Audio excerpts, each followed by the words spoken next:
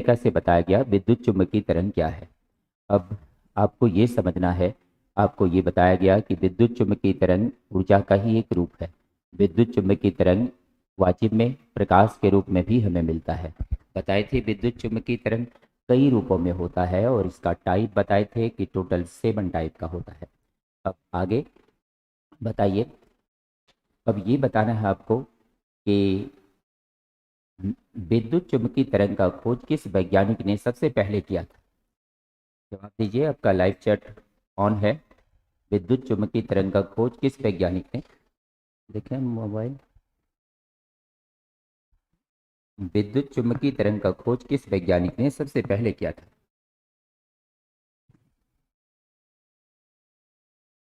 जवाब दीजिए आप सभी, विद्युत चुम्बकीय तरंग का खोज किस वैज्ञानिक ने सबसे पहले किया।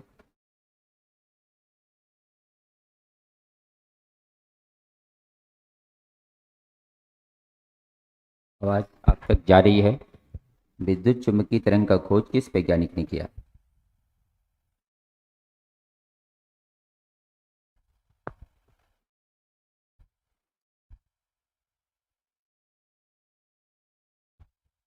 हम्म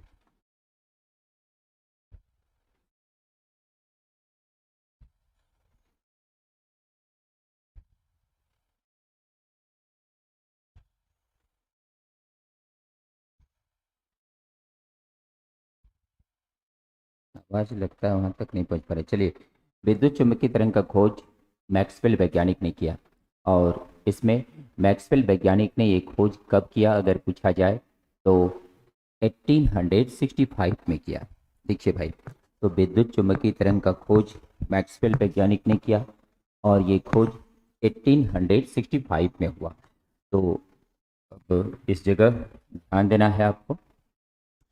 विद्युत चुम्बकीय तरंग का जहाँ तक खोज का सवाल है वो मैक्सवेल ने 1865 में किए। तो यहाँ पर आपको इस बात का ध्यान रखना है, यहाँ जवाब होगा मैक्सवेल। मैक्सवेल, और इन्होंने खोज ये कब किए, तो मैक्सवेल ने किए। इनका शॉर्ट में नाम है जेम्स क्लार्क मैक्सवेल। क्लार्क में आप कहीं कहीं देखेंगे लिखा हुआ इस तरह से क्लार्क, कहीं कहीं लिखेंगे देखा हुआ इस तरह से क्लार्क। तो इसमें कंफ्यूजन नहीं होना चाहिए, it is not the point of confusion. इसमें इस कहीं कहीं इस तरह से मिलता है तो कभी इस तरह से मिलता है, तो ऐसा हो सकता है, it is not the matter, ये कोई मैटर नहीं है। अब आगे आपको इस बात का ध्यान रखना चाहिए कि विद्युत चुम्बकीय तरंग जो है मैक्सवेल ने खोज के, पूरा नाम है जेम्स क्लार्क मैक्सवेल, और ये खोज इन्होंने कब की, तो ये खोज 1865 में हुआ। ये कब हुआ, 1865 में हुआ। 1865 में जेम्स क्लार्क मैक्सवेल ने विद्युत चुम्बकीय तरंग का खोज किया।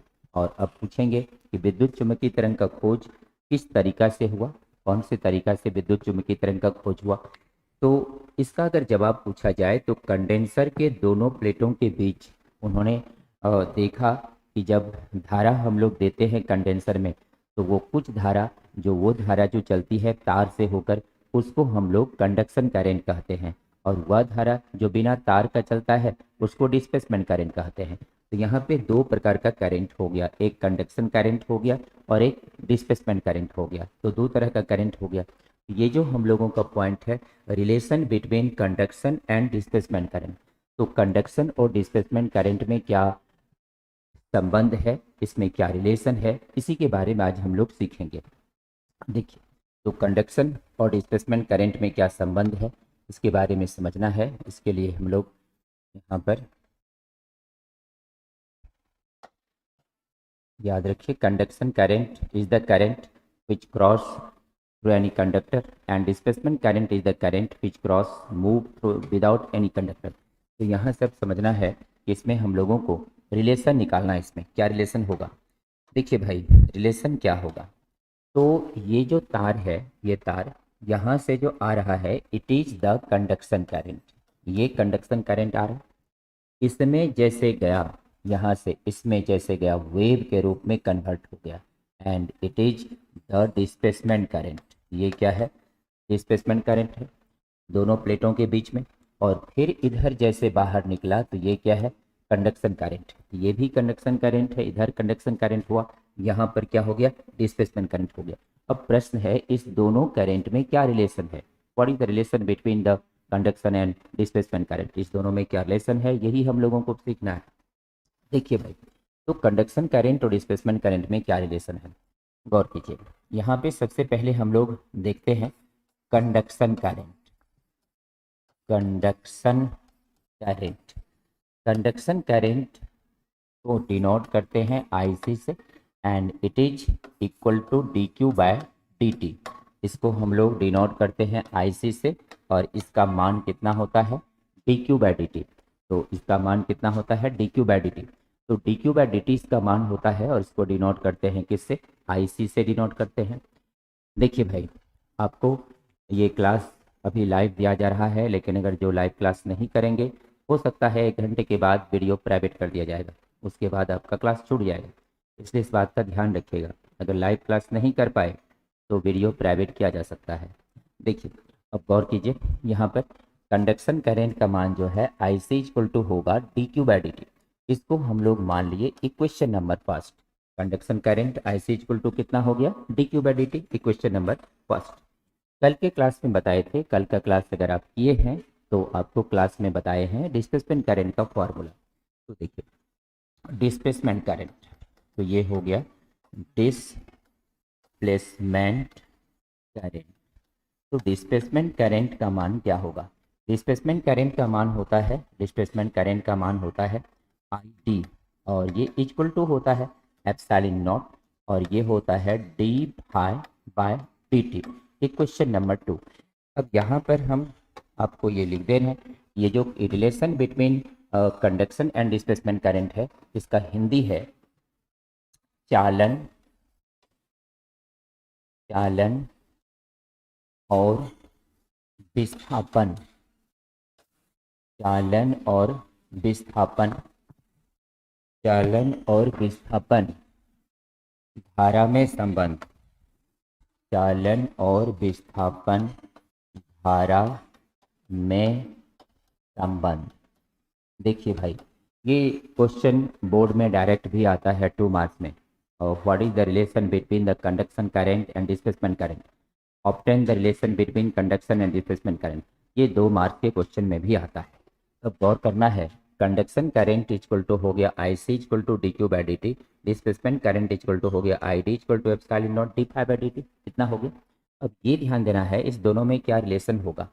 देखिए यहाँ से हम लोग आगे चलते हैं, अब गौर कीजिएगा। यहाँ से हम लोग जानते हैं गॉस थ्योरम आप पढ़े हुए हैं, इलेक्ट्रोस्टैटिक्स आप सभी का कंप्लीट है, गॉस थ्योरम सभी बैच में हो गया है और गॉस थ्योरम से हम लोगों को पता है सिंस ये जो इलेक्ट्रिक फ्लक्स का मान है, इलेक्ट्रिक फ्लक्स का जो मान है फाई इक्वल टू बताए थे, इलेक्ट्रिक फ्लक्स इक्वल टू बताए थे फाई इक्वल टू q/एप्सिलॉन नॉट। इलेक्ट्रिक फ्लक्स का मान बताए थे फाई इक्वल टू q/एप्सिलॉन नॉट, याद है। तो फाई इक्वल टू q/एप्सिलॉन नॉट होता है इलेक्ट्रिक फ्लक्स का मान, कैसे, बाय गॉस थ्योरम।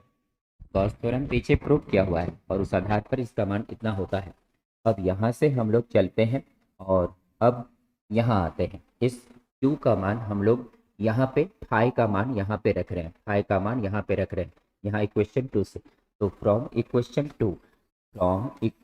नंबर 2 से देख सकते हैं ये जो ID का मान है, ID का जो मान है ID इक्वल टू कितना होगा, ID इक्वल टू कितना होगा एप्सिलॉन नॉट, ये है एप्सिलॉन नॉट और ये हो गया d फाई का मान कितना है q/एप्सिलॉन नॉट, तो ये हो गया q/एप्सिलॉन नॉट और बाय क्या हो गया dt, यही होगा। अब यहाँ पे 1/एप्सिलॉन नॉट इज द कांस्टेंट, 1/एप्सिलॉन नॉट क्या है कांस्टेंट है, तो 1/एप्सिलॉन नॉट बाहर आ जाएगा। यहाँ पे ID का मान हो जाएगा एप्सिलॉन नॉट इंटू 1/एप्सिलॉन नॉट इंटू और ये हो जाएगा dq/dt, ये हो जाएगा dq/dt। ये एप्सिलॉन नॉट यहाँ पर जो है ये कैंसिल हो जाएगा, एप्सिलॉन नॉट कैंसिल हो जाएगा। तो यहाँ पे ID का मान कितना बच गया, ID इक्वल टू हो गया dq/dt, ID का मान कितना हो गया dq/dt। dq/dt इक्वेशन 1 में क्या है, इक्वेशन 1 में dq/dt क्या है IC, तो फ्रॉम इक्वेशन 1 से तो फ्रॉम इक्वेशन नंबर 1 से कह सकते हैं कि आईडी जो है वो किसके इक्वल है, आईसी का। तो हम लोग लिख सकते हैं आईसी इक्वल टू आईडी, यानी कि कंडक्शन करंट और डिस्प्लेसमेंट करंट इक्वल होता है। तो आप कह सकते हैं कि कंडक्शन करंट और डिस्प्लेसमेंट करंट एक ही है, दोनों के मैग्नीट्यूड में कोई अंतर नहीं है। बस अंतर क्या है, अंतर यही है कि मैक्सवेल के द्वारा जो तार से चला वो कंडक्शन करंट है, जो बिना तार से चला वो डिस्प्लेसमेंट करंट है। इसी को हम लोग चालन धारा और विस्थापन धारा कहते हैं। तो यही था कि कंडक्शन करंट और डिस्प्लेसमेंट करंट में क्या संबंध है, what is the relation between the conduction and displacement current, यही था आपका। तो चलिए नोट कर लीजिए तेजी से।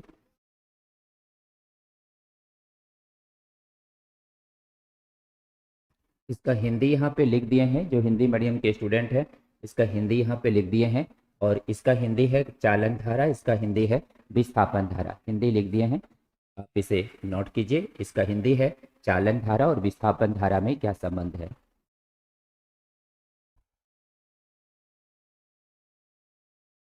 अब आगे बढ़ते हैं।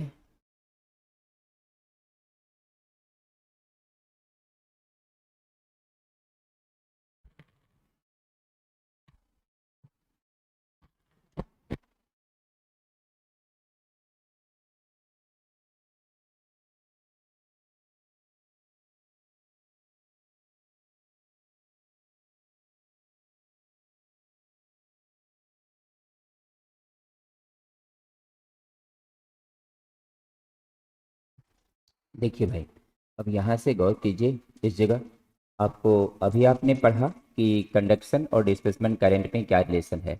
अब आपका अगला पॉइंट है यहाँ पर एम्पियर मैक्सवेल थ्योरी। देखिए, next point is the ampere Maxwell theory, इसका हिंदी है एम्पियर मैक्सवेल थ्योरी। क्या है अब ये हम लोगों को समझना है।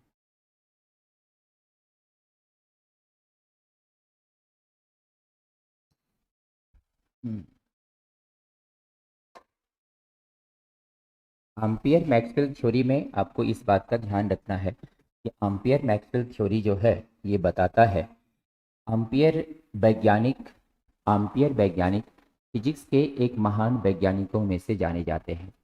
अगर हम आपको विद्युत चुम्बकीय तरंग के थोड़ा सा पीछे के बारे में बताना चाहेंगे कि पीछे किस तरह से विद्युत चुम्बकीय तरंग के बारे में सबसे पहले शुरुआत हुआ था, तो कहा जाता है कि अलेक्जेंडर वोल्टा का नाम आप सुने होंगे।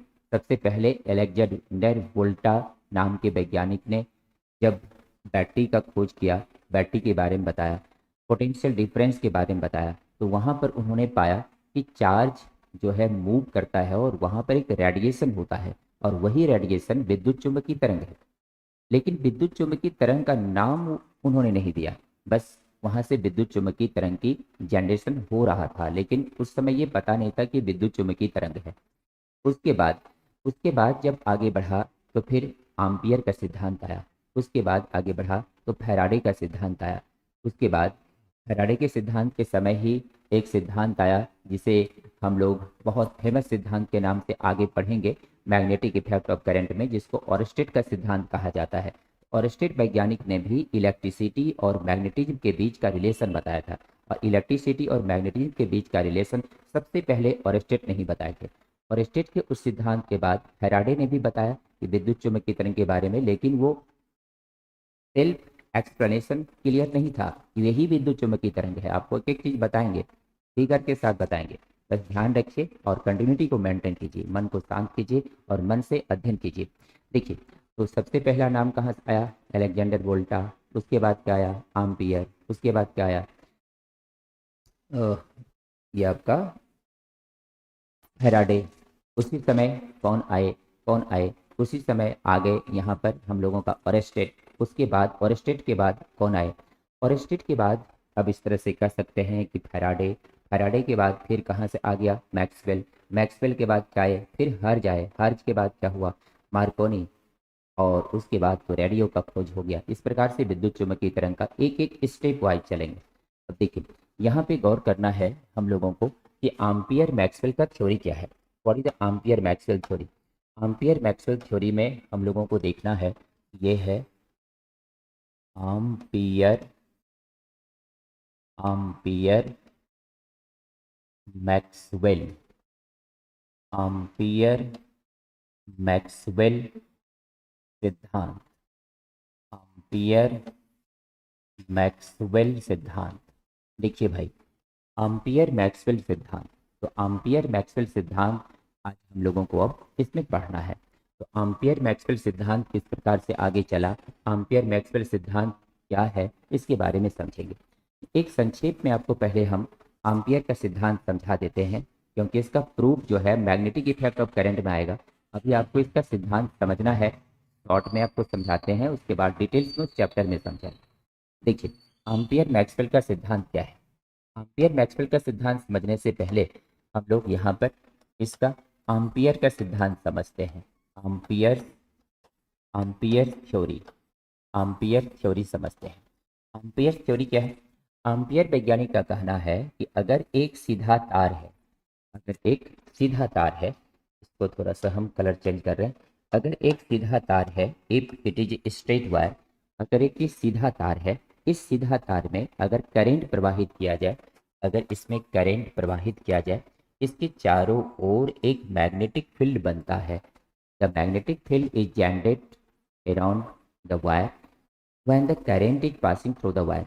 जब इस तार में धारा प्रवाहित होती है तो इसके चारों ओर एक मैग्नेटिक फील्ड बनता है, और ये जो मैग्नेटिक फील्ड बनता है, मैग्नेटिक फील्ड को उन्होंने बी से ही डिनोट किया। यहाँ पर एक मैग्नेटिक फील्ड बनता है, it is the magnetic field, और यहाँ पर एक छोटा सा लेंथ उन्होंने लिया, ये हुआ डीएल। छोटी सी इसकी लंबाई जो है, छोटा सा लंबाई, इसको उन्होंने डीएल लिया, और इसमें जब करंट जा रहा है तो यहाँ एक मैग्नेटिक फील्ड बना। इसके आधार पर उन्होंने थ्योरी दिया, इसके आधार पर उन्होंने थ्योरी दिया। इस थ्योरी में उन्होंने लिखा the the line integral, the line integral, the line integral of magnetic field, the line integral of magnetic field, the line integral of magnetic field is equal to mu naught times of current, mu naught times of current is equal to mu naught times of current। ये mu naught times होता है किसका, current का। इसका हम लोग हिंदी भी यहाँ पे लिख देते हैं आपको, बहुत से हिंदी मीडियम इंग्लिश मीडियम सभी के स्टूडेंट होते हैं आप सब। देखिए, the line integral of magnetic field मतलब हुआ चुंबकीय क्षेत्र के रेखीय समाकलन, चुंबकीय चुंबकीय क्षेत्र, चुंबकीय क्षेत्र के रेखीय समाकलन, रेखीय समाकलन, चुंबकीय क्षेत्र के रेखीय समाकलन। ध्यान देते जाना है, चुंबकीय क्षेत्र का रेखीय समाकलन, रेखीय समाकलन का मान रेखीय समाकलन का मान धारा का म्यू नॉट गुना के बराबर होता है, म्यू नॉट गुना के बराबर होता है, के बराबर होता है। देखिए भाई, यही सिद्धांत दिए थे एम्पियर नाम के वैज्ञानिक ने। जब एम्पियर नाम के वैज्ञानिक ने सिद्धांत दिए थे, इसमें इसका मैथमेटिकल क्या हुआ, इसका मैथमेटिकल इस तरह से हुआ, इसका मैथमेटिकल हुआ integration of vector B dot vector DL, यही हुआ चुंबकीय क्षेत्र के रेखीय समाकलन, यही हुआ चुंबकीय क्षेत्र बी, रेखीय मतलब वही छोटी सी लंबाई, समाकलन यही इंटीग्रेशन, और यहाँ पर इसमें लगता है सरफेस पे, सरफेस इंटीग्रेशन इक्वल टू होता है mu naught times of current, ये करंट का म्यू नॉट टाइम्स के बराबर होता है। अगर आप इसका प्रूफ सोच रहे हैं, क्या इसका प्रूफ है, इसका प्रूफ है मैग्नेटिक इफेक्ट ऑफ करंट, धारा का चुंबकीय प्रभाव चैप्टर में इसको आपको प्रूफ करके बताएंगे। लेकिन अभी यहाँ पर एम्पियर मैक्सवेल सिद्धांत आ गया है, तो एम्पियर मैक्सवेल इस सिद्धांत में हम लोगों को यहाँ पे इस सिद्धांत का यूज करेंगे, इसका हम लोग यूज करेंगे कि मैक्सवेल वैज्ञानिक ने एम्पियर वैज्ञानिक के द्वारा दिए गए इस सिद्धांत में उन्होंने कहा इसमें कुछ सुधार किया गया, और उसमें कुछ सुधार के बाद उन्होंने इनके सिद्धांत से ही अपना एक नियम निकाला, और उसी नियम का नाम क्या पड़ गया, एम्पियर मैक्सवेल थ्योरी। इसी सिद्धांत का नाम क्या पड़ गया, एम्पियर मैक्सवेल थ्योरी। चलिए, इसको आप लोग नोट कर चुके हैं। अब आगे हम लोग एम्पियर मैक्सवेल थ्योरी पर चलते हैं। देखिए भाई, इसको नोट कर चुके हैं आप सब। यह है एम्पियर का थ्योरी, इसका प्रूफ हम लोग अगले चैप्टर में करेंगे। अब यहाँ पर इसे हम ओमिट कर रहे हैं। देखिए, अब है एम्पियर मैक्सवेल सिद्धांत। अब आप एम्पियर के द्वारा सिद्धांत को समझ चुके हैं। एम्पियर के द्वारा सिद्धांत को समझने के बाद अब एम्पियर के सिद्धांत को जब मैक्सवेल वैज्ञानिक ने पढ़ा तो उन्हें लगा कि यहाँ पर भी विद्युत चुम्बकीय तरंग उत्पन्न हो रहा है। इसलिए यहाँ पर उन्होंने जो सिद्धांत दिया, एम्पियर के सिद्धांत में ही कुछ सिद्धांत जोड़ा उन्होंने, और उसी सिद्धांत का नाम पड़ गया एम्पियर मैक्सवेल थ्योरी। उसी सिद्धांत का नाम क्या पड़ गया? Ampere Maxwell theory. अब देखिए एम्पियर मैक्सवेल थ्योरी क्या है, एम्पियर मैक्सवेल थ्योरी का स्टेटमेंट क्या है। तो यहाँ पर हम लोग लिखेंगे statement, it is the statement. ये एम्पियर मैक्सवेल थ्योरी का स्टेटमेंट है। देखिए स्टेटमेंट क्या है, स्टेटमेंट है इसमें the line integral, the line integral of magnetic field, the line integral of magnetic field is equal to mu naught times of net current. Net current उन्होंने जोड़ा, उन्होंने क्या जोड़ा? Net current. एम्पियर ने क्या कहा थे? करंट। इन्होंने क्या कहा? Net current. नेट करंट का क्या मतलब? नेट करंट का मतलब है, नेट करंट का मतलब है conduction current and displacement current. Conduction current, conduction current and displacement current, conduction current and displacement current, conduction current and displacement current. देखिए भाई, the line integral of magnetic field is equal to mu naught times of net current, conduction current and displacement current in a loop. In a loop, loop मतलब क्या होता है? कि बंद परिपथ। Loop किसको कहते हैं? बंद परिपथ। अब देखिए इसका हिंदी लिख दे रहे हैं। हिंदी, किसी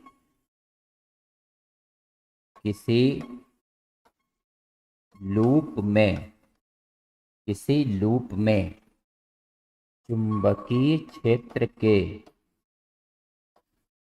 चुंबकीय क्षेत्र के रेखीय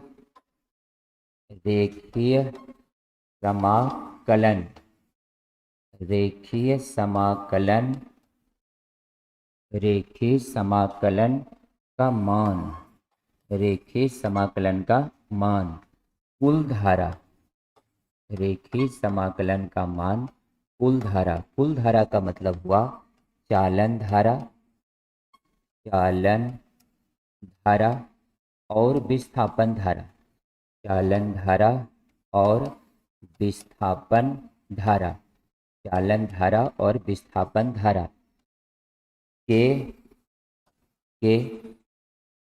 बराबर होता है। चालन धारा और विस्थापन धारा के योग के बराबर होता है। कुल धारा मतलब वही हुआ, किसी लूप में चुंबकीय क्षेत्र के रेखीय समाकलन का मान कुल धारा के म्यू नॉट गुना, कुल धारा के म्यू नॉट गुना, कुल धारा के म्यू नॉट गुना के बराबर होता है।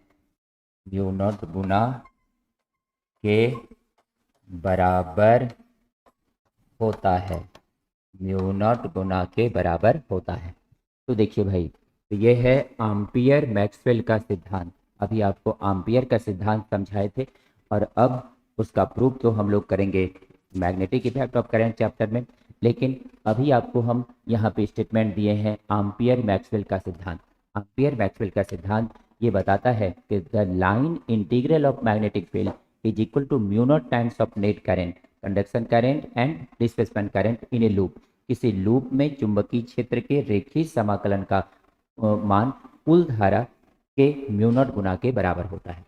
अब अगर हम लोग इसको लिखना चाहेंगे मैथमेटिक्स के रूप में, मैथमेटिक्स की भाषा में लिखना चाहेंगे, मैथमेटिकली लिखना चाहेंगे, तो फिर कैसे लिखेंगे? तो देखिए, इसको लिखने के लिए हम लोग इस तरह से लिखेंगे। यहाँ पर ये जो इंटीग्रेशन है वेक्टर बी और ये जो डॉट है वेक्टर डीएल, यही बात तो एम्पियर ने कहे थे।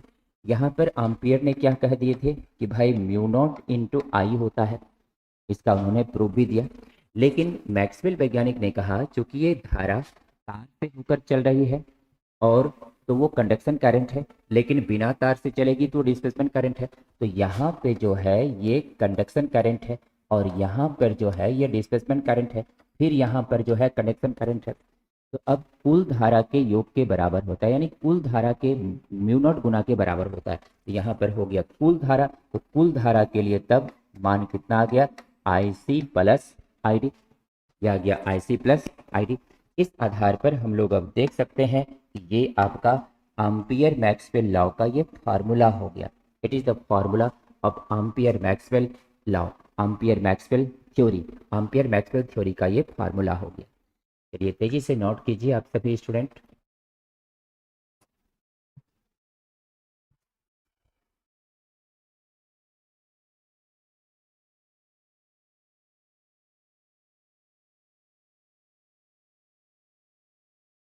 तेजी से नोट कीजिए।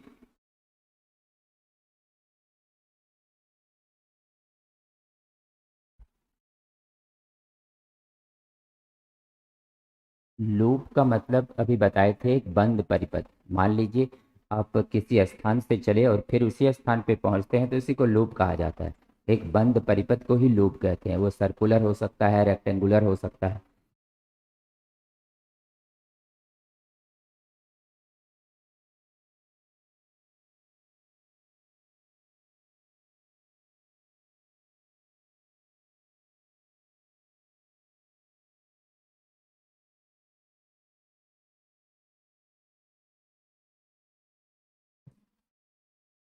चलिए नोट कर लिए।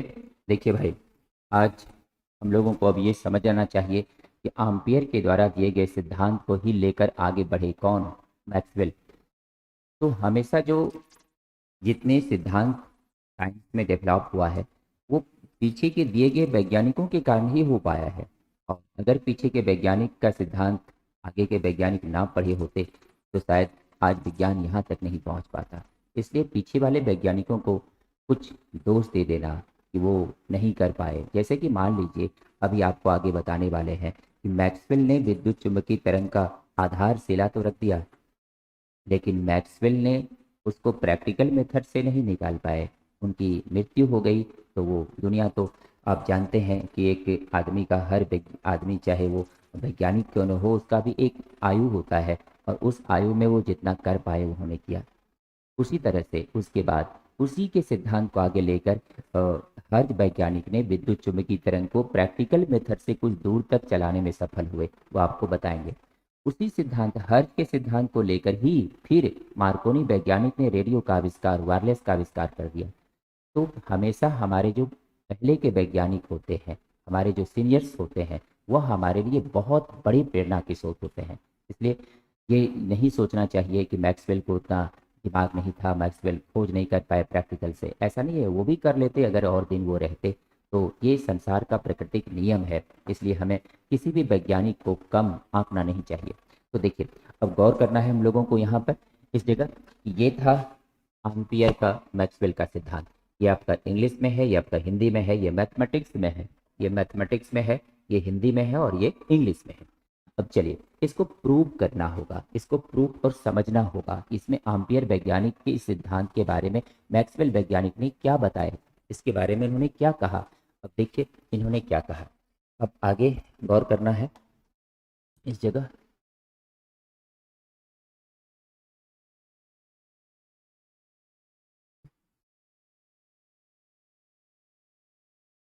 देखिए भाई, तो एम्पियर वैज्ञानिक के सिद्धांत को मैक्सवेल वैज्ञानिक ने आगे बढ़ाए और यहाँ पर उन्होंने क्या कहा, आपका आपने अभी इसका स्टेटमेंट देखा, इनका स्टेटमेंट देखा। अब आपको ये समझना चाहिए कि अब ये प्रूव कैसे हुआ।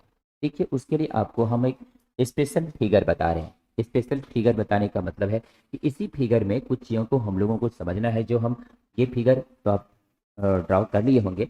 अब जो फिगर आपको बनाना है वो हम यहाँ पे स्केच कर रहे हैं। ध्यान से फिगर देखिएगा, ध्यान से सभी स्टूडेंट फिगर पे ध्यान दीजिएगा। देखिए इस फिगर को सबसे पहले, ये जो है कंडेंसर का प्लेट है, it is the plate of condenser. ध्यान दीजिए, हम बहुत तेज नहीं चल रहे हैं, बस सभी स्टूडेंट को लेते हुए चल रहे हैं। बहुत स्टूडेंट तेज भी लिखते हैं आप में से, बहुत स्टूडेंट धीरे भी लिखते हैं। अब सभी को लेके चलना है, इसलिए यहाँ पर हम मीडियम रूप से चल रहे हैं। चलिए देखिए, यहाँ पर ये आपके सामने कंडेंसर है, इसका फिगर आप बना लेंगे। कंडेंसर का फिगर आप पहले भी बहुत बनाए हैं इलेक्ट्रोस्टैटिक्स में। ये कंडेंसर है। कंडेंसर के इस फिगर में अब हम लोग क्या करेंगे, यहाँ पर हम लोग एक बैटरी को जोड़ रहे हैं। ये हम लोग एक बैटरी को कनेक्ट कर रहे हैं। Now we connect the battery. यहाँ पर हम लोग एक बैटरी को कनेक्ट कर रहे हैं। देखिए ये बैटरी है और ये एक स्विच है, ये स्विच है और ये क्या है, बैटरी है। देखिए यहाँ पर ये स्विच और ये बैटरी है। तो गौर करना है इस जगह कि ये पोटेंशियल इसका होगा। यहाँ पर अगर हम लोग देखें तो ये प्लस है और ये क्या है, माइनस है, और ये क्या है, स्विच है, और ये क्या है, पोटेंशियल है। अब ये ध्यान दीजिए, अगर ये स्विच अभी ऑफ है, now this switch is of, ये स्विच क्या है, ऑफ। ये स्विच जब ऑफ है तो अब ये ध्यान देना है, अब जैसे ही स्विच को ऑन करेंगे तो यहाँ से क्या चलेगा, करेंट चलेगा। और ये करंट कहाँ से चल रहा है, तार से। कौन सा करंट है, कंडक्शन करंट है। यहाँ पर आ गया कंडक्शन करंट, कंडक्शन करंट आ गया यहाँ पर। कंडक्शन करंट जब यहाँ आ गया तो अब ये करंट यहाँ से यहाँ जा रहा है। यहाँ तो कोई तार है नहीं, बिना तार के ही जा रहा है। इसके बारे में कल बताए थे, it is the displacement current and this displacement current is discovered observe by scientist Maxwell and this displacement current is the electromagnetic wave. यही इलेक्ट्रोमैग्नेटिक वेव है जो दोनों प्लेटों के बीच जा रहा है। इसी तरह से उन्होंने 1865 में मैक्सवेल ने इलेक्ट्रोमैग्नेटिक वेव का खोज किया था। अब यहाँ पे ध्यान देना है, जब ये देखिए येलो कलर से लिख रहे हैं, दिखना तो चाहिए आप सभी को। देखिए विजुअल है, दिखाई पड़ रहा है सबको। अब देखिए ये जो करंट चल रहा है, it is the displacement current, ये डिस्प्लेसमेंट करंट है। और ये डिस्प्लेसमेंट करंट यहाँ पर चल रहा है, ये डिस्प्लेसमेंट करंट हो गया। इसको हम लोग इस तरह से लिख सकते हैं, ये डिस्प्लेसमेंट करंट है। लेकिन जैसे ये इधर गया फिर ये क्या है, कंडक्शन करंट है, ये कंडक्शन करंट है। एंड ये कंडक्शन करंट इस तरह से इस तरफ आ गया। ये पहले था कंडक्शन, फिर क्या हो गया, डिस्प्लेसमेंट, फिर क्या हो गया, कंडक्शन, और ये कंडक्शन करंट इसमें आ गया। हम लोगों को ऑब्जर्व क्या करना है, एम्पियर मैक्सवेल थ्योरी को ऑब्जर्व करना है कि मैक्सवेल वैज्ञानिक ने आखिर क्या बताया, कैसे उन्होंने बताया, एम्पियर का सिद्धांत को लेकर कैसे वो चले। अब देखिए यहाँ पर इस बात को समझना है।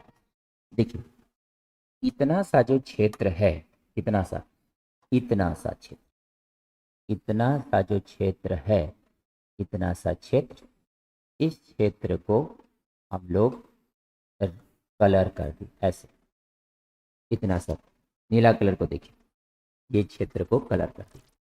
अब बाहर का जो क्षेत्र है यहाँ से यहाँ तक जिसमें तार है, ये S1 है।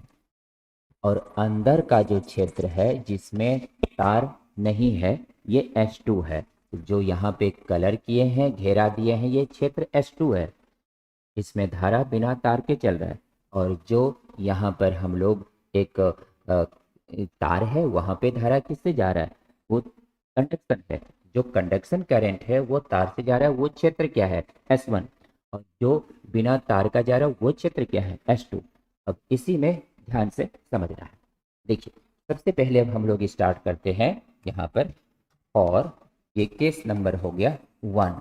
केस नंबर यहाँ पर 1 ले रहे हैं, केस नंबर 1। तो यहाँ पे केस नंबर 1 में आप देख सकते हैं कि ये IC है, यहाँ पर क्या है भाई, ID है, और यहाँ पर क्या है भाई, IC है।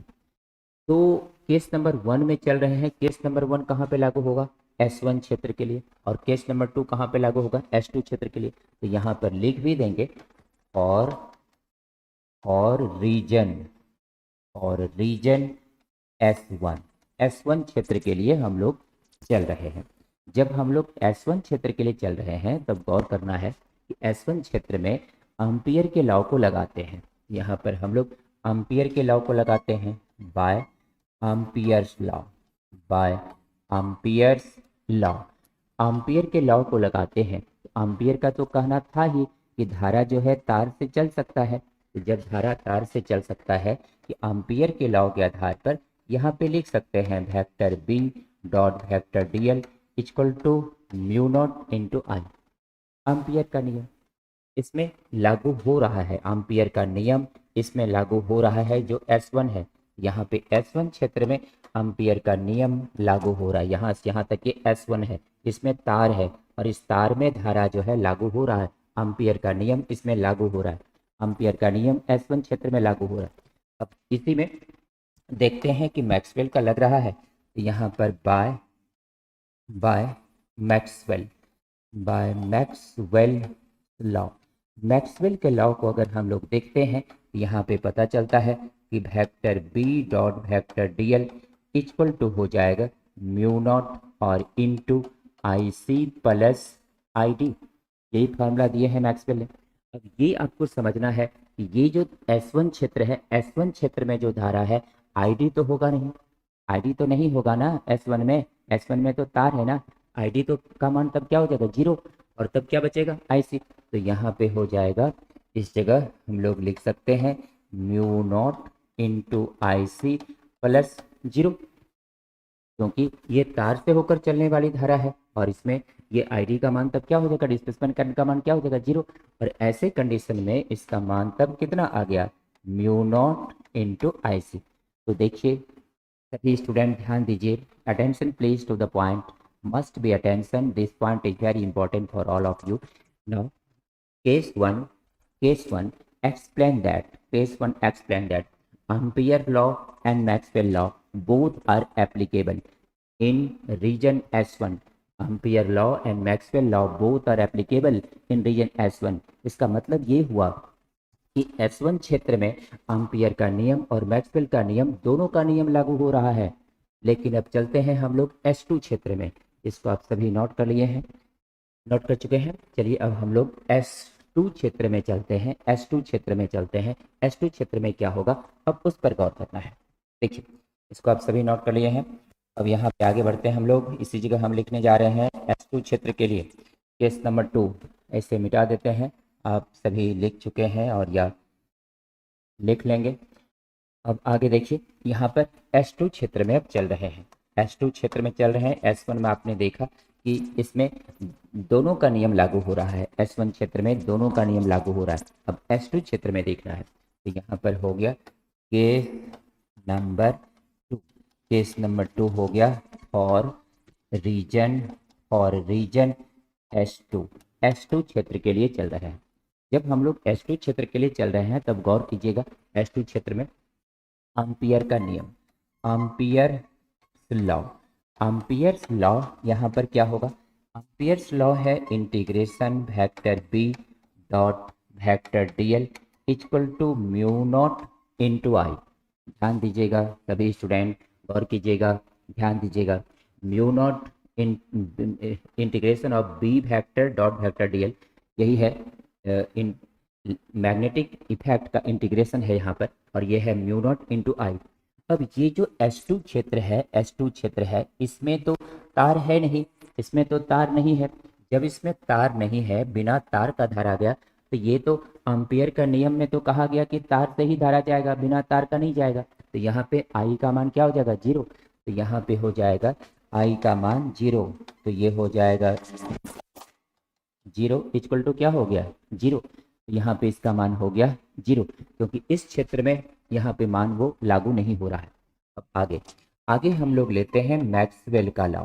ये हो गया मैक्सवेल्स लॉ। देखिए भाई मैक्सवेल्स लॉ जब हम लोग इसमें देखते हैं तो यहाँ पर हो गया इंटीग्रेशन, ये हो गया vector B dot vector DL, और ये हो गया म्यू नॉट इंटू हो गया IC प्लस हो गया ID। देखिए ध्यान से एकदम मन से पढ़िएगा तो एक बात समझ में आ जाएगा कि हम क्या कह रहे हैं और मैक्सवेल ने क्या कहे।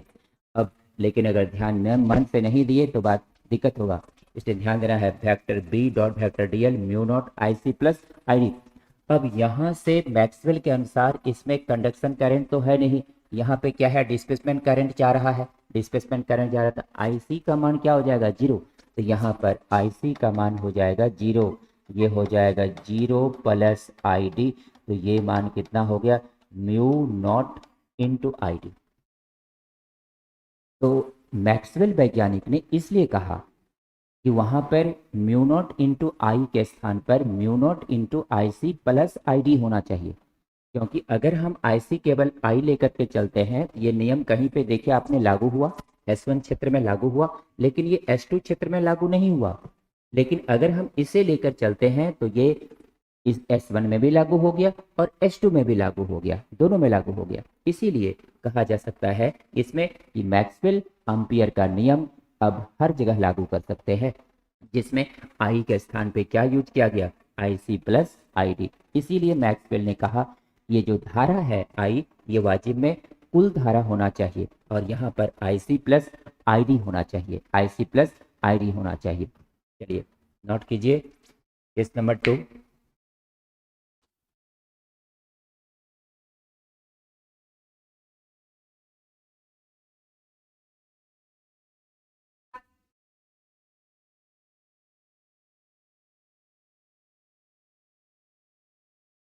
सभी स्टूडेंट तेजी से नोट कीजिए।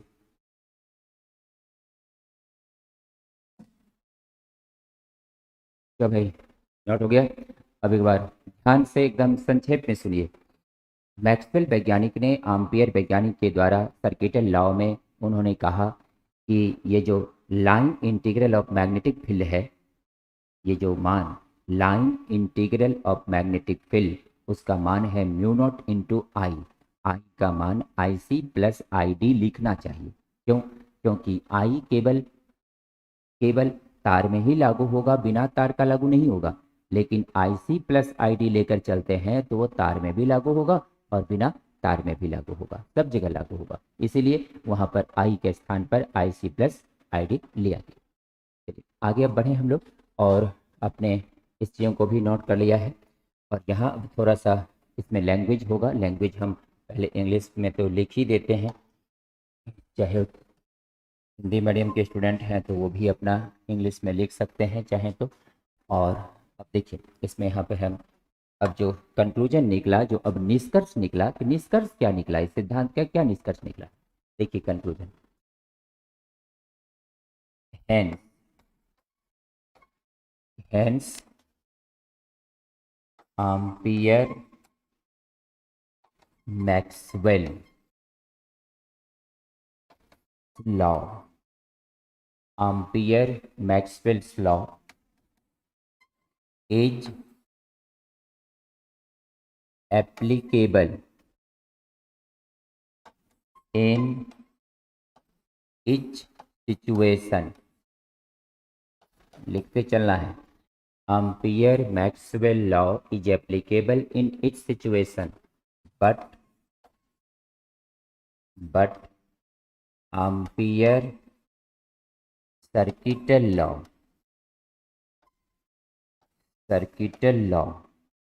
is not applicable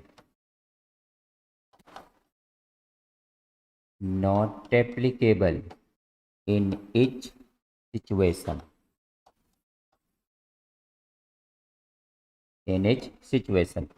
so the current is must be used as net current. देखिए भाई यही है, तो जो कंक्लूजन निकला यही है कंक्लूजन। इस सिद्धांत से एम्पियर मैक्सवेल के सिद्धांत से क्या कंक्लूजन निकला। अब आपको हिंदी मीडियम के जो स्टूडेंट हैं उसके लिए हम बोल रहे हैं, क्योंकि इसके हिसाब से ट्रांसलेशन करना है, इसलिए इसको हम मिटा नहीं रहे हैं, बोल रहे हैं। हिंदी मीडियम के स्टूडेंट आप लिख लेंगे। इस प्रकार एम्पियर मैक्सवेल का नियम प्रत्येक अवस्था में लागू होता है। इस प्रकार एम्पियर मैक्सवेल का नियम प्रत्येक अवस्था में लागू होता है, लेकिन एम्पियर का परिपथीय नियम प्रत्येक अवस्था में लागू नहीं है। एक बार फिर से बोल दे रहे हैं, एम्पियर मैक्सवेल का नियम प्रत्येक अवस्थाओं में लागू है, लेकिन एम्पियर का परिपथीय नियम प्रत्येक अवस्थाओं में लागू नहीं है। इसलिए धारा के स्थान पर कुल धारा का उपयोग होना चाहिए। इसलिए धारा के स्थान पर कुल धारा का उपयोग होना चाहिए। बस यही चीज आपको इसमें लिख देना है नीचे। इसमें आपका ये कंसेप्ट स्पष्ट हो जाना चाहिए कि एम्पियर और मैक्सवेल का जो नियम है अब ये हर जगह लागू कर सकते हैं, और धारा के स्थान पर हमेशा कुल धारा लेना चाहिए जो कि IC प्लस IT के इक्वल होता है। समझ गए? चलिए अब हम लोग आगे बढ़ते हैं। देखिए भाई, अब अगला पॉइंट है हम लोगों का, और जो अब नेक्स्ट पॉइंट है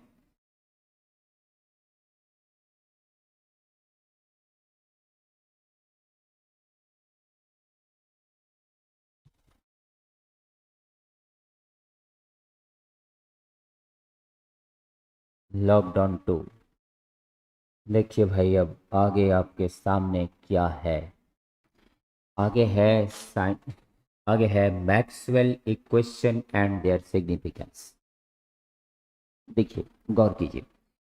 मैक्सवेल वैज्ञानिक ने जो विद्युत चुंबकीय तरंग का खोज किया, इसके बारे में उन्होंने बहुत सारे प्रमाण दिए। इसके पहले भी बहुत सारे वैज्ञानिकों ने प्रयोग किया था, लेकिन उन्होंने उस चीजों को विद्युत चुंबकीय तरंग के रूप में नहीं लिया था। मैक्सवेल वैज्ञानिक ने जब अपने प्रयोग कर लिए तो उन्होंने उस सारे फिजिक्स में सारे टॉपिक को पढ़ते हुए फिजिक्स में सारे टॉपिक को पढ़ते हुए उन्होंने देखा कि आखिर कहाँ पर उन्हें लगा कि विद्युत चुंबकीय तरंग उत्पन्न हो रहा है। उस सारी जगहों से उन्होंने फार्मूला को कलेक्ट किया। जहाँ जहाँ पे फार्मूला विद्युत चुंबकीय तरंग का कलेक्ट हुआ, वो सारा फार्मूला इक्वेशन कहलाया इनका, और वही इक्वेशन का नाम पड़ गया Maxwell's equation and their significance, यानी मैक्सवेल का समीकरण और इसका सिग्निफिकेंस क्या हुआ, इसका अनुप्रयोग, इसका उपयोग किस चीजों में किया गया, कैसे हुआ। तो इसका हिंदी है, सब हिंदी है।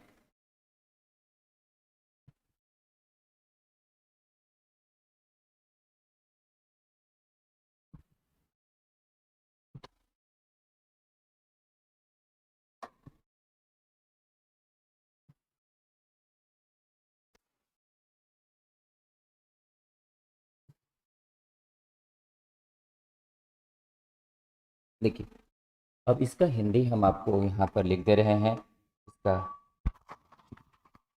इसका क्या हिंदी होगा, अब गौर करना है। Maxwell's equation and their significance का हिंदी हुआ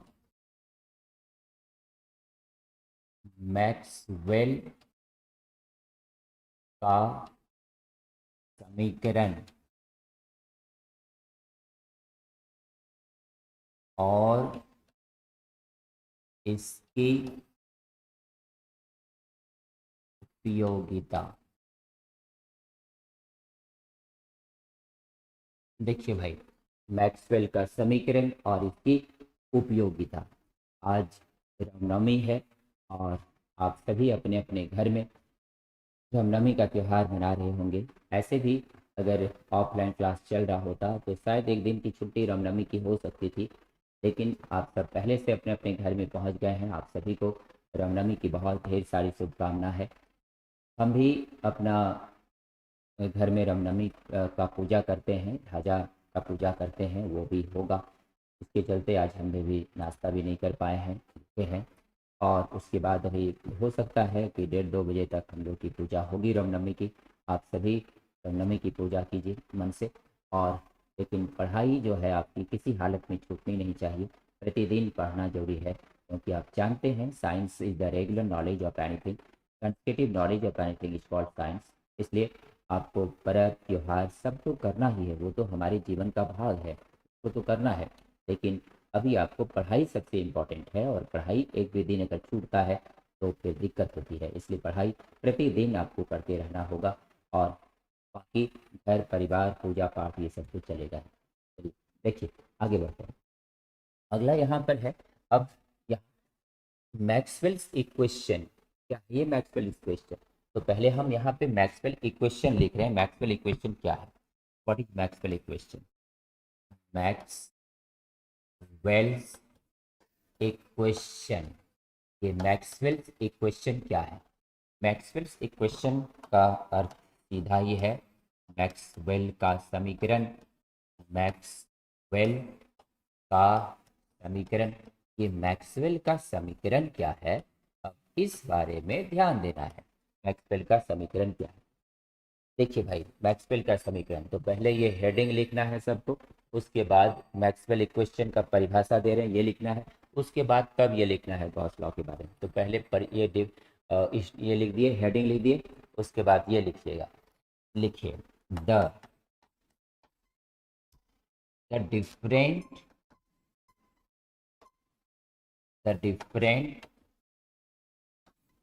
types of formula, the different types of formula which are related which are related which are related as the electromagnetic wave, as the electromagnetic waves, then as the electromagnetic waves, the different types of formula which are related as the electromagnetic waves are observed are observed by scientist Maxwell. It is called Maxwell's equation. It is called Maxwell's equation. It is called Maxwell's equation. देखिए भाई, Maxwell equation क्या है? What is Maxwell equation? The different types of formula which are related as the electromagnetic waves are observed by scientist Maxwell. It is called Maxwell equation. इसका हिंदी है, Maxwell वैज्ञानिक के द्वारा विभिन्न प्रकार के विद्युत चुम्बकीय तरंगों के लिए जो जो सूत्र जो विभिन्न प्रकार का सूत्र उपयोग किया गया उसे मैक्सवेल का समीकरण कहते हैं। तो देखिए, तो मैक्सवेल का समीकरण है क्या? What is Maxwell equation? तो मैक्सवेल का समीकरण है क्या? तो मैक्सवेल का समीकरण उसे कहा गया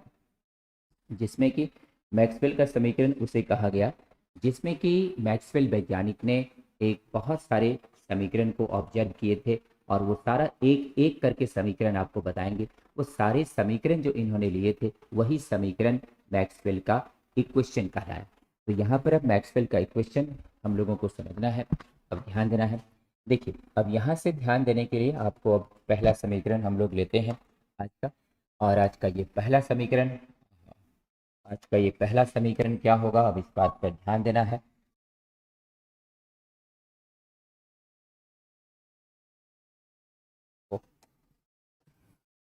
तो मैक्सवेल वैज्ञानिक ने फिजिक्स में बहुत सारे सिद्धांत का अध्ययन किया और उसके बाद उन्होंने कुछ समीकरण सूत्र उन्होंने चुने और उसी समीकरण का नाम उन्होंने मैक्सवेल इक्वेशन उनके नाम पे पढ़ा।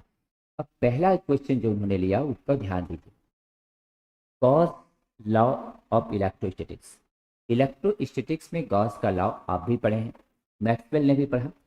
और जब उन्होंने देखा ये गॉस लॉ जो है ये मैक्सवेल के सिद्धांत को गॉस लॉ में विद्युत चुम्बकीय तरंग उत्पन्न होते हुए पाया गया, इसीलिए उसे मैक्सवेल का समीकरण कहा गया। अब देखिए, अब गौर करना है हम लोगों को यहाँ पर। देखिए भाई, तो यहाँ पर इसमें है क्या, इसका स्टेटमेंट यहाँ पर हम केवल दे रहे हैं। यहाँ पे स्टेटमेंट देखिए इसका, the the the net electric flux, the net electric flux over the close surface, over the closed surface is equal to mu naught times of net charge, is equal to mu naught times of net charge। देखिए भाई, the net electric flux over the close surface is equal to mu naught times of net charge, mu naught नहीं होगा यहाँ पर, 1/एप्सिलॉन not होगा, है ना। Mu naught अभी एम्पियर वाला में लिखे थे ना, इसलिए एम्पियर वाला में अभी म्यू नॉट आया था ना, इसलिए म्यू नॉट लिखा गया, लेकिन वहाँ पे क्या होता है, 1/एप्सिलॉन नॉट होता है। तो यहाँ देखिए, the net electric flux over the close surface is equal to 1/एप्सिलॉन naught times of net charge. ये है गॉस का स्टेटमेंट। इसका हिंदी भी यहाँ पे लिख देते हैं आपको। देखिए हिंदी, किसी किसी बंद किसी बंद सतह के ऊपर, किसी बंद सतह के ऊपर, किसी बंद सतह के ऊपर कुल विद्युत फ्लक्स का मान, कुल विद्युत फ्लक्स का मान, कुल विद्युत फ्लक्स का मान, कुल आवेश का, कुल आवेश का, कुल आवेश का, कुल आवेश का 1/एप्सिलॉन नॉट गुना 1/एप्सिलॉन नॉट गुना के बराबर होता है, के बराबर होता है। देखिए भाई, किसी तरह का एक भी पॉइंट नहीं छोड़ा जाएगा, एक एक कंसेप्ट बिल्कुल क्लियर किया जाएगा। आप सभी ध्यान से समझिए। किसी को अगर कोई भी डाउट हो जाए मान लीजिए, तो आप मेरी व्हाट्सएप नंबर आप सभी के पास है, उस पर आप इसका क्लिक कीजिए फ़ोटो, और उसके बाद उसे आप मेरे व्हाट्सएप पे भेजिए, कहाँ प्रॉब्लम है उसमें लिख दीजिए, उसको हम जल्दी आपको क्लियर कर देंगे, कंसेप्ट आपका कहीं दिक्कत नहीं होगी। देखिए, तो गौर कीजिए, अब यहाँ पे गॉस का लॉ है। इसमें हम लोगों ने पढ़ा है कि किसी बंद सतह, ये एक गोला है, इस गोला के अंदर में चार्ज है, इस गोला के अंदर में क्या है, चार्ज है। इस गोला के अंदर में चार्ज है, ये अगर कंडक्टिंग सरफेस है, अगर ये गोला लोहा का है, तांबा का है, कंडक्टिंग है, ये कंडक्टिंग होने से इसमें बाहर की तरफ इलेक्ट्रिक लाइंस निकलता है, और ये जो इलेक्ट्रिक लाइंस यहाँ पे निकल रहा है, ये सब जो इलेक्ट्रिक लाइंस यहाँ पे निकल रहा है, इस तरफ इलेक्ट्रिक लाइंस ये बाहर निकल रहा है, और ये जो इलेक्ट्रिक लाइंस बाहर निकल रहा है, यहाँ पर क्या उत्पन्न कर रहा है, इलेक्ट्रिक फ्लक्स, और ये इलेक्ट्रिक फ्लक्स उत्पन्न कर रहा है। और ये इलेक्ट्रिक फ्लक्स, ये इलेक्ट्रिक लाइन जो है, इलेक्ट्रिक लाइन, यही इलेक्ट्रिक लाइन ही इलेक्ट्रोमैग्नेटिक वेव है। This electric line is the electromagnetic wave. इसके बारे में मैक्सवेल ने अध्ययन किया कि ये भी इलेक्ट्रोमैग्नेटिक वेव है, और इसीलिए इलेक्ट्रिक लाइन को उन्होंने इलेक्ट्रोमैग्नेटिक वेव माना, और इसीलिए गॉस के द्वारा इस समीकरण को उन्होंने अपना विद्युत चुंबकीय तरंग का समीकरण माना। तो देखिए, तो यहाँ पे हम लोग कह सकते हैं, ये जो इलेक्ट्रिक लाइंस है, this electric lines are the electromagnetic wave. ये जो इलेक्ट्रिक लाइंस है, इलेक्ट्रिक लाइंस, यही इलेक्ट्रिक लाइंस जो है यहाँ पर क्या है, इलेक्ट्रोमैग्नेटिक वेव है। और यही इलेक्ट्रोमैग्नेटिक वेव जो कि गॉस के थ्योरम में उन्हें मिला, और इसीलिए गॉस के समीकरण को, गॉस के फार्मूला को इसमें उन्होंने जो प्रूव किया, उससे उन्होंने समीकरण माना। और इसमें आपको पता होगा कि इसमें क्या समीकरण दिया गया, इसमें समीकरण दिया गया है, ये जो नेट इंटीग्रेशन, ये जो नेट फ्लक्स का मान है, नेट फ्लक्स का मान है, ये कितना होता है, नेट चार्ज बाय एप्सिलॉन।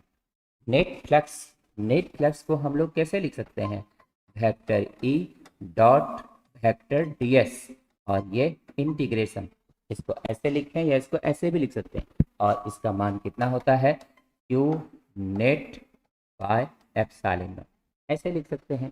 और यही आपका इन फार्मूला हो गया। दिस इज द फार्मूला, यही आपका फार्मूला हो गया। और ये फार्मूला जो है समीकरण के रूप में यूज किया गया और यही समीकरण इक्वेशन 1 हो गया। इट इज इक्वेशन 1, ये इक्वेशन 1 हो गया। और ये कौन सा इक्वेशन, किसका equation, Maxwell's equation. It is the Maxwell equation, ये मैक्सवेल इक्वेशन हो गया। तो याद रखिएगा कि गॉस वैज्ञानिक के द्वारा जो दिया गया सिद्धांत है इलेक्ट्रोस्टैटिक्स में, उस सिद्धांत में इन्होंने, मैक्सवेल ने पाया यहाँ पर ये इलेक्ट्रिक लाइन जो निकल रहा है ये भी एक विद्युत चुम्बकीय तरंग है और इसीलिए इसमें निकाले गए इस फार्मूला को उन्होंने विद्युत चुम्बकीय तरंग का समीकरण माना और ये मैक्सवेल का इक्वेशन कहलाया। तो हम लोग अभी आज जो है रामनवमी भी है, आप सबके यहाँ भी होगा, मेरे यहाँ भी है। रामनवमी की एक बार आप सबको बहुत ढेर सारी शुभकामना।